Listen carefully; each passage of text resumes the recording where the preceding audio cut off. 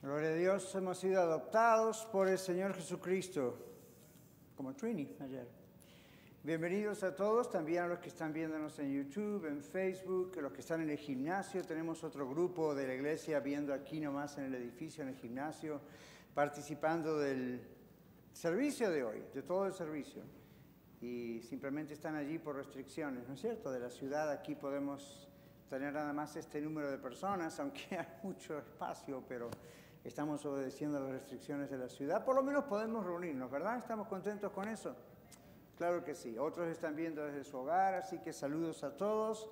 Vamos a abrir nuestras Biblias en Mateo capítulo 17.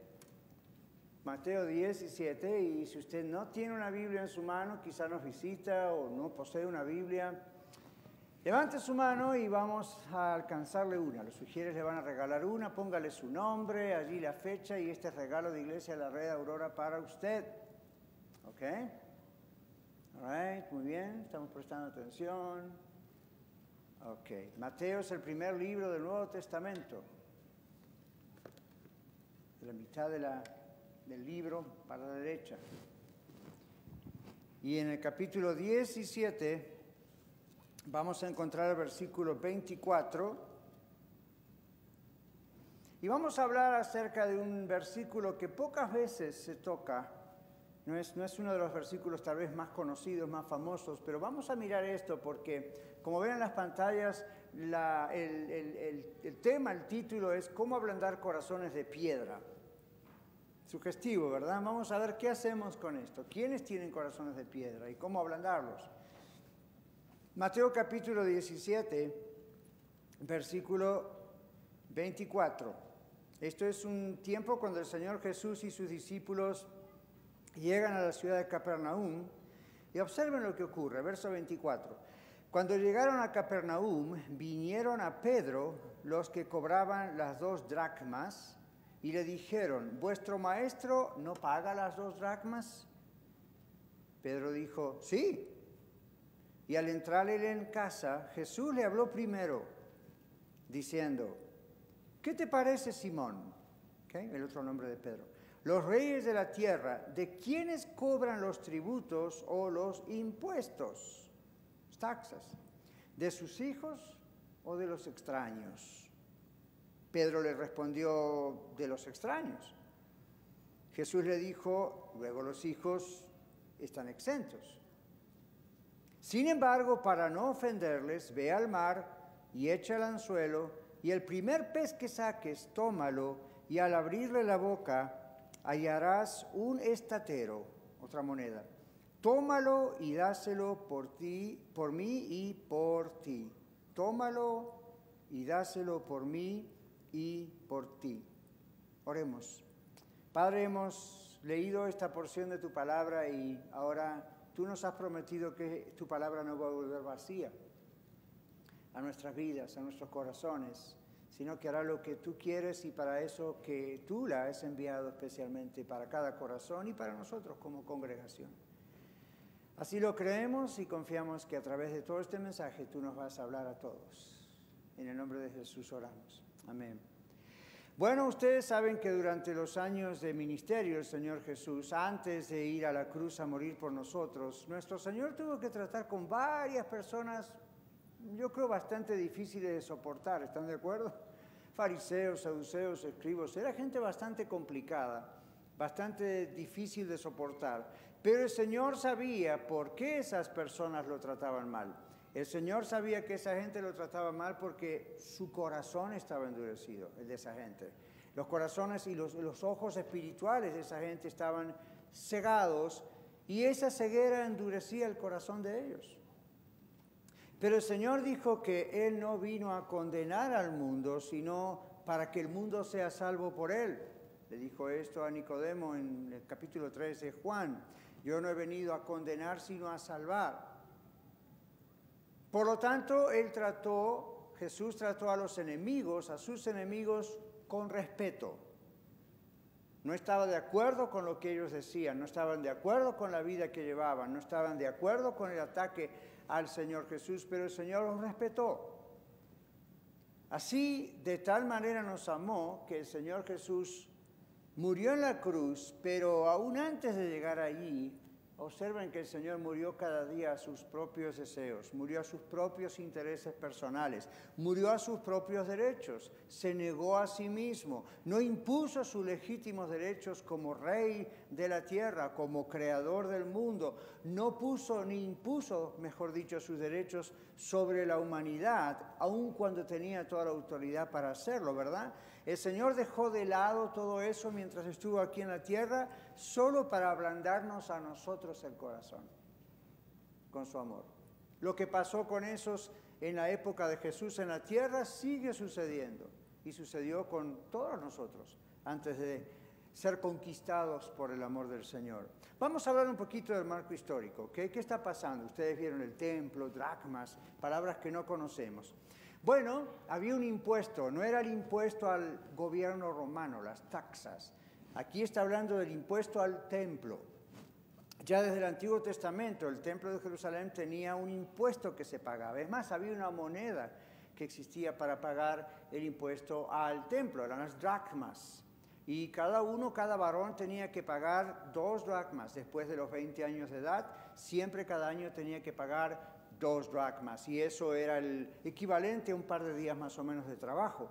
Entonces, cuando esto ocurre, no se pagaba otra vez al gobierno romano las taxas típicas como nosotros acá la IRS. Esto era un impuesto que había para sostener el templo, el edificio, los sacrificios, los sacerdotes, y todo eso era carísimo, costosísimo. Entonces, era algo obligatorio para los judíos pagar estas 2 dracmas. Era un impuesto, no era un dador alegre, era un impuesto, les guste o no, así era para ellos en aquel tiempo, aunque no quisieran hacerlo. Entonces, ¿el templo para qué estaba? Desde el Antiguo Testamento, el templo, sucesor del tabernáculo, estaba para hacer sacrificios de animales y otras cosas que se traían como ofrenda, y ahí estaban todas las cosas que se hacían en el templo. Ahora ya no eran necesarios porque el Mesías, a quien todos esos sacrificios anunciaban, ya estaba entre ellos. El templo estaba allí, Jesús iba al templo, pero la razón de ser del templo comenzaba a acabar porque ahora el Mesías Jesucristo estaba entre ellos. Los judíos no lo vieron así porque no creían que Jesús era el Mesías, y especialmente los judíos enemigos de Jesús, la clase alta religiosa dentro del templo, ¿verdad? Que hacía tanto daño en realidad a la verdadera religión, pero ellos estaban cegados. Ellos hacían esas cosas y tenían su corazón duro porque estaban cegados. Pero ¿observaron al leer la Escritura cuál fue la actitud del Señor Jesús? El Señor puso las relaciones humanas por sobre todas esas cosas. El Señor puso las relaciones humanas, el amor al prójimo, inclusive el amor al enemigo, por sobre sus propios derechos, como rey, como creador, como salvador. Por sus propios derechos, Él los puso a un lado. Él pasó arriba de los razonamientos, el rechazo de los demás. ¿Y por qué hizo el Señor todo eso? Cuando Él tenía derecho de haber hecho otra cosa, y era el único que tenía derecho de hacer lo contrario. ¿Saben por qué? Para que se maravillen de Él, para que se maravillen del amor del Señor. No solamente los judíos, no solamente los enemigos del Señor Jesús. Pedro, el apóstol, en primer lugar, tenía que aprender esta lección. Los discípulos tenían que aprender esta lección. Y naturalmente las autoridades del templo, que guiaban al pueblo, tenían que aprender esa lección. Los acusadores del Señor Jesús, todos los enemigos de Jesús, jamás iban a tener argumentos válidos para probar sus acusaciones contra el Señor. Podrían estar en contra de lo que el Señor enseñaba, lo llamaron blasfemo, pero jamás el Señor le dio un ápice, una coma de excusa para decir que Él no amaba. En la Biblia, en las Sagradas Escrituras, nosotros vemos que entonces los enemigos del Señor estaban en contra de sus enseñanzas, pero otra vez nunca pudieron acusar a Jesús de maltrato hacia ellos. Nunca, nunca. 1 Corintios 13 lo hemos leído y predicado hace pocos domingos atrás. Si yo hablase lenguas humanas y angélicas y no tengo amor, de nada me sirve. Es como un metal que resuena, un símbolo que retiñe. Si tuviese profecía, si entendiese todos los misterios, toda ciencia, si tuviese toda la fe de tal manera que trasladase los montes, si no tengo amor, nada soy. Si repartiese todos mis bienes para dar de comer a los pobres, si entregase mi cuerpo para ser quemado y no tengo amor, de nada me sirve. El amor es sufrido. ¡Wow! Que Jesús supo esto, ¿verdad? El amor es benigno, el amor no tiene envidia, el amor no es jactancioso, el amor no se envanece, no hace nada indebido, no busca lo suyo, no se irrita, no guarda rencor, no se goza de la injusticia, mas se goza de la verdad. Y observe esto, el amor todo lo sufre. Jesús tuvo que sufrir el insulto de esta gente y sin embargo los amó. Todo lo cree, todo lo espera, todo lo soporta. El amor nunca deja de ser. Las profecías se acabarán, cesarán las lenguas, la ciencia acabará. Porque en parte conocemos y en parte profetizamos, etcétera, etcétera. El Señor está enseñándonos con su ejemplo hacia estos enemigos de Él en el templo lo que es el verdadero amor y cómo se ama. ¿Cómo ablandar los corazones de piedra? Pregunta usted, siendo pacificadores como el Señor. Siempre aclaro, es una gran diferencia ser pacificadores a ser pacifistas. Los pacifistas son los que hablan de la paz, pero no hacen nada por la paz. Los pacificadores somos los que no solo hablamos de tener paz, hablamos de trabajar por la paz. Y el Señor era un obrero de la paz, era el príncipe de paz. Jesús no impuso sus derechos como creador, rey, salvador, porque su interés en rescatar a los perdidos era más importante para él que sus derechos. Como Dios, Jesús no necesitaba pagar el impuesto al templo de Dios, pero lo hizo, dice, para no ofenderles, le dijo a Pedro. Los hijos, los herederos no necesitan hacer esto, ni yo, ni tú, Pedro, ni los discípulos, ni los que ya creen en mí, pero para no ofenderles, para no ofenderles. Para no ofenderles. Miren, el Señor no golpea los corazones endurecidos por el pecado, sino que busca enternecerlos con su amor. La conquista de un corazón duro no es el golpe, es el amor. ¿Qué quiere Dios que aprendamos de Él entonces? ¿Qué quiere el Señor Jesús que aprendamos de Él? Bueno, que los hijos de Dios amamos a quienes aún no son hijos de Dios y necesitan oportunidad de escuchar el Evangelio. Somos pacificadores. Mateo capítulo 5, las bienaventuranzas. Capítulo 5, versos 5, 7 y 9 en particular. Bienaventurados los mansos. Esto es de la palabra mansedumbre. Porque ellos recibirán la tierra por heredad. Verso 7. Bienaventurados los misericordiosos. Wow, que el Señor tuvo que tener misericordia. Los podría haber exterminado con una palabra a todos sus enemigos. No lo hizo. Bienaventurados los misericordiosos. ¿Por qué? Porque ellos alcanzarán misericordia. Todo lo que el hombre sembrare, eso también segará. Versículo 9. Bienaventurados los pacificadores. Porque ellos serán llamados hijos de Dios. Así se reconoce a una persona si es o no hijo de Dios, entre otras pruebas. Bueno, Dios no quiere que nosotros ofendamos a nadie como hijos de Dios. ¿Sabía esto? Ofender no es natural en una nueva criatura de Dios. Ofender no es natural en un hijo o una hija de Dios. Dios quiere que nosotros seamos amorosos con otros como Él lo fue y lo es con nosotros. Dios quiere que seamos pacificadores. Nuestro amor por los demás, mis hermanos y amigos, se demuestra en estimular la paz, como otro texto que dice, busca la paz y síguela, y luego mantener la paz, aún con nuestros enemigos, lo cual es bastante difícil, pero no en el poder de Dios. Porque de esta forma, al mantener la paz, ¿qué estamos haciendo? Estamos cumpliendo el mandamiento de Dios. Amar a Dios con todo nuestro ser y a nuestro prójimo como nosotros mismos. Y el prójimo incluye los enemigos. En el libro de Ezequiel, el profeta Ezequiel, en el capítulo 11, versos 19 y 20, dice esto. Ezequiel 11, 19 y 20 para los que están apuntando. Él dice, y les daré un corazón y un espíritu nuevo, pondré dentro de ellos, y quitaré el corazón de piedra del medio de su carne, y les daré un corazón de carne, para que anden en mis ordenanzas y guarden mis decretos y los cumplan, y me sean por pueblo, y yo sea ellos por Dios. ¿Cómo podemos seguir a Cristo? Solamente con un corazón de carne. No está hablando del músculo cardíaco que bombea en este momento sangre, está hablando de un corazón blando, receptivo al amor de Dios. Él dice, les daré un corazón de carne. ¿Cómo hace esto el Señor? Dos maneras. Una, su Espíritu Santo, al penetrar en el corazón de los seres humanos, usando la palabra de Dios como su espada, para penetrar. No es para matar, es para penetrar, operar, hacer una cirugía en ese corazón. Así ocurrió en su corazón y en el mío, los que conocemos a Cristo.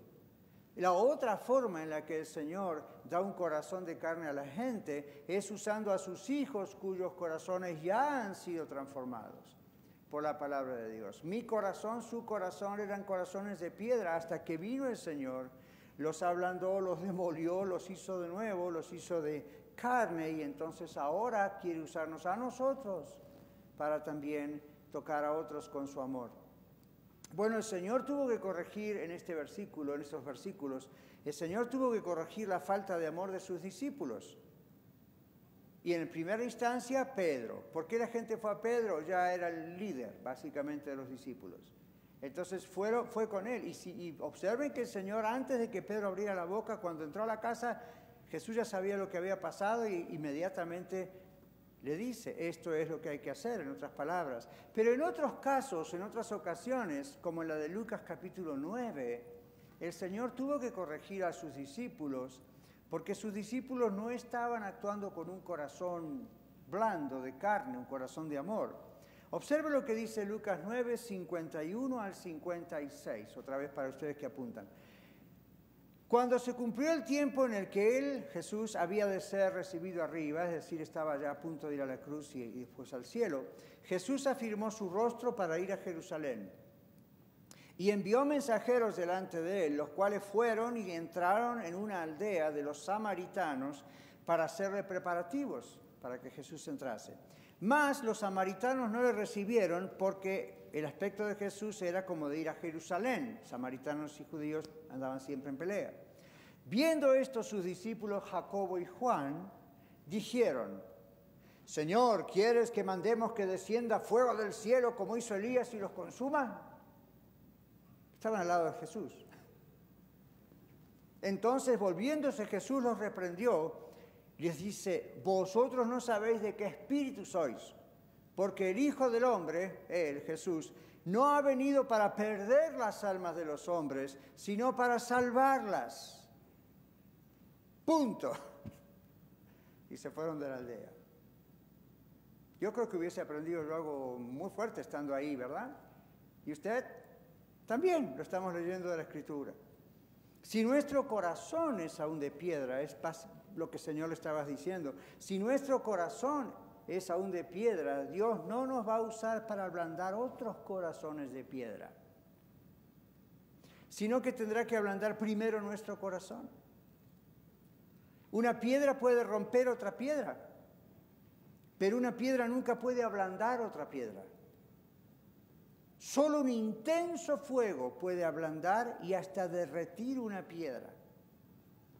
Solo el intenso fuego del amor de Dios en nosotros puede ablandar los corazones duros de nuestros enemigos. En segundo lugar, Dios provee a sus hijos, a usted y a mí, para que podamos amar. Porque con nosotros, nuestro poder humano, jamás vamos a hacer algo así. Nuestra tendencia carnal es, no, me odia, lo odio. Pero como hijos de Dios, nuestra mente ha sido transformada, somos nuevas criaturas. Entonces Dios provee para que nosotros podamos proveer amor. En el verso 17, en el capítulo 17 que leímos recién y verso 24, ¿qué pasa? Bueno, el Señor le dice, Pedro, no los vamos a ofender, ve al mar. Interesante, lo mandó donde Pedro sabía trabajar. Ve al mar, y tira el anzuelo, dice, el primer pez que pesques, ábrale la boca y vas a encontrar un estatero. Un estatero era otra moneda que equivalía a 4 dracmas. O ¿Se acuerdan? El impuesto al templo eran 2 dracmas. Pedro encuentra un estatero que es el equivalente a 4 dracmas y el Señor le dice, dalo por ti y por mí. Dios provee. Sirva a Dios, hermano, hermana, y el Señor le va a proveer a usted para amar, aunque eso requiera un milagro. Sirva a Dios, ame a sus enemigos, y el Señor va a proveer para que eso ocurra, aunque eso requiera un milagro. Jesús, los discípulos y todos los que creyeron en Él ya no estaban obligados a pagar el impuesto al templo. En sus corazones iban aprendiendo eso, pero eran ciudadanos de ese lugar y el Señor dice, para no ofenderlo, vamos a cuidar ese lugar y vamos a hacer lo que ellos dicen que hay que hacer, solamente para mantener ese corazón con la oportunidad, esos corazones, con la oportunidad de escuchar y ver el mensaje del Señor. Los hijos de Dios, usted y yo como hijos, hijas, como herederos, podríamos reclamar nuestros derechos. Pero debemos tomar el ejemplo de nuestro Señor. En muchos casos hasta pensamos que podemos defender al Señor en contra de sus enemigos y en contra de los enemigos de su iglesia. Miren la actitud de estos 2 discípulos. Se pusieron a la defensa del mismo Dios. ¿Quieres que hagamos como Elías y que oremos y que caiga el fuego del cielo y los consuma? ¿What? No. Esa no es la actitud de un cristiano. Esa no es... Jesús, que lo podría haber hecho sin pecar, no lo hizo. Él dijo, yo no vine a perder las almas, vine a ganarlas. Es tiempo de oportunidad hasta que Él regrese a la tierra. Entonces va a ser tiempo de juicio. Mientras tanto es tiempo de oportunidad. Entonces, hay casos donde nosotros como cristianos podemos llegar a ponernos en defensores de Dios. Yo lo confieso, a mí me ha pasado. Uno se quiere poner en defensor de Dios en contra de sus enemigos y en contra de los enemigos de la iglesia. Tengamos cuidado de manera especial en estos tiempos donde cada vez más se levantan muchos enemigos de Dios. Los hijos de Dios debemos evaluar la influencia que tienen los medios de comunicación, las noticias, los comentaristas políticos, otros chismosos de Facebook que nos dicen de todo. Y de manera especial cuando ellos estén de acuerdo con nuestras posiciones fundamentales. Yo por seguir las noticias y en parte por mi trabajo, estoy a veces de acuerdo con ciertos comentaristas políticos y digo, lo que estoy escuchando es realmente bastante cercano a lo que nosotros como cristianos pensamos, pero ellos no pueden ser la mayor influencia en nuestras vidas. ¿Por qué? ¿Por qué evaluar y por qué tener cuidado aún con lo que ellos dicen? Porque nuestras posiciones fundamentales sobre cualquier asunto surgen de la palabra de Dios. Y Él no necesita nuestra defensa. La Biblia habla de ser defensores de la fe, no defensores de Dios. ¿Cuántos creen que Dios necesita defensa? Por supuesto que no. Pero en ocasiones podemos llegar a actuar como si Dios necesitara que fuésemos soldados defendiendo a Dios. No. Defendemos el Evangelio, defendemos las posiciones bíblicas, pero tengamos cuidado de cómo lo hacemos porque comentaristas políticos en televisión, en radio, compañeros de trabajo, otros muy apasionados, con mucha razón, pero pueden ser de mucha influencia con nosotros, más aún que la influencia del amor por esos enemigos. No estamos de acuerdo con lo que otros hacen o dicen, pero eso no nos autoriza a tirarles la primera piedra. Dios nos manda que no seamos un tropiezo para que las almas se pierdan, sino un puente para que se salven. No un tropiezo para que se pierdan, aún con nuestra alta defensa, sino como un puente para que sean salvos por el Señor Jesucristo. Observemos la actitud del Señor frente a estos enemigos. Para el Señor Jesús era más importante llegar a los corazones de la gente para entonces cambiarlos, que pelear con esos corazones para entonces perderlos. Nosotros no podemos cambiar el corazón de nadie, eso es un cambio que el Espíritu Santo hace, que Dios hace, Pero Dios nos usa a nosotros cuando la gente ve nuestro corazón transformado y espera un ataque de parte nuestra y no ve el ataque, dice, ¿por qué no ataca? ¿Qué está pasando? ¿Qué clase de corazón tiene? Bueno, volviendo al relato, en el pago del impuesto al templo, nosotros vemos otra manera de ofrecer a los enemigos del Señor, otra oportunidad que el Señor les daba para que crean en Él. Ahora, mire, hablando de las piedras y los corazones de piedra no se ablandan a golpes con el martillo del odio, sino con actitudes constantes del verdadero amor de Dios. El amor es sufrido. Los corazones de piedra no se ablandan a golpes, martillándolos con nuestro odio. Los corazones de piedra de nuestros enemigos se ablandan con actitudes constantes nuestras hacia ellos, del amor de Dios en nosotros. Jesús dijo, si ustedes aman a los que los aman, ¿qué recompensa tienen? Esto dice, para ir concluyendo, Mateo 5, 38 al 48. Mateo 5, 38 al 48 dice, pero a vosotros los que oís os digo, este es el Señor Jesús hablando, amad a vuestros enemigos, haced bien a los que os aborrecen o odian, bendigan a los que les maldicen, oren por los que los calumnian. Al que te hiera en una mejilla, preséntale también la otra. Al que te quite la capa, ni aun la túnica le niegues. A cualquiera que te pida, dale, y al que tome lo que es tuyo, no pidas que te lo devuelva. Y como quieres que hagan los hombres con vosotros, así también vosotros hacéis con ellos. Porque si amáis a los que os aman, ¿qué mérito tenéis? Porque también los pecadores, los no salvos, aman a los que los aman. Y si hacen bien a los que les hacen bien, ¿qué mérito tienen? Porque también los pecadores o los no salvos hacen lo mismo. Y si ustedes prestan a aquellos de quienes esperan recibir, ¿qué mérito tienen? También los no salvados, los pecadores, prestan a los pecadores para recibir otro tanto, intereses. Amad pues a vuestros enemigos. ¿Qué? ¿Ya? Amad a vuestros enemigos y haced bien y prestad, no esperando de ello nada, y será vuestro premio, vuestro galardón grande, y serán hijos del Altísimo. No es que así somos salvos, sino que así se demuestra que somos salvos. Porque Él, Dios, es benigno para con los ingratos y malos. Sean pues misericordiosos como también vuestro Padre es misericordioso. Paréntesis, con ustedes. Conclusión, démosle a Dios la oportunidad de ablandar nuestro corazón. Y así Él nos usará para mostrar el amor de Dios a los enemigos, mostrar el amor de Dios a los perdidos. Y Él se encargará de ablandar sus corazones. Amén. ¿Cómo está su corazón? Vamos a orar. Si el Señor ya lo ha transformado, alábelo.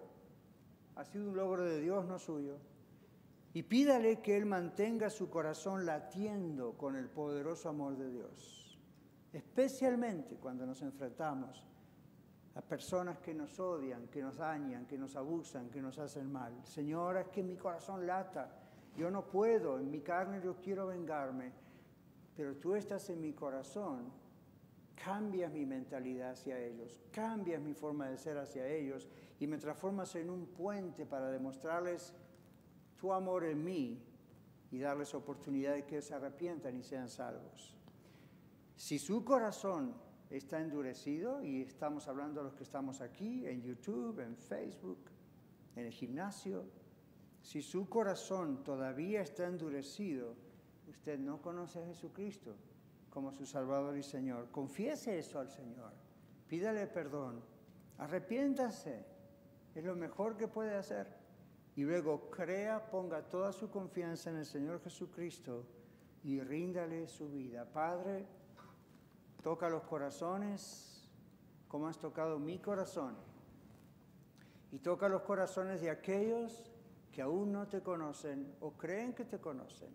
Tú nos has hablado claramente en tu palabra, porque ninguno de nosotros está exento de caer en el error, de endurecer nuestros corazones.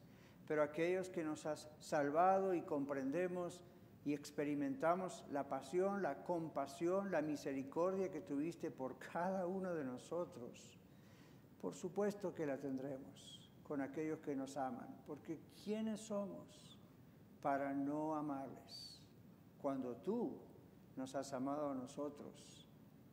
Pedimos, Padre, que si algún alma aquí no te conoce, o alguien viendo en su casa o en el gimnasio, pueda en este momento decirte: Dios, Padre, perdóname, yo me arrepiento, no solo de este pecado, me arrepiento de estar lejos de ti. Como Job en la Biblia te digo, de oídas te había oído, mas ahora mis ojos te ven y por tanto me arrepiento.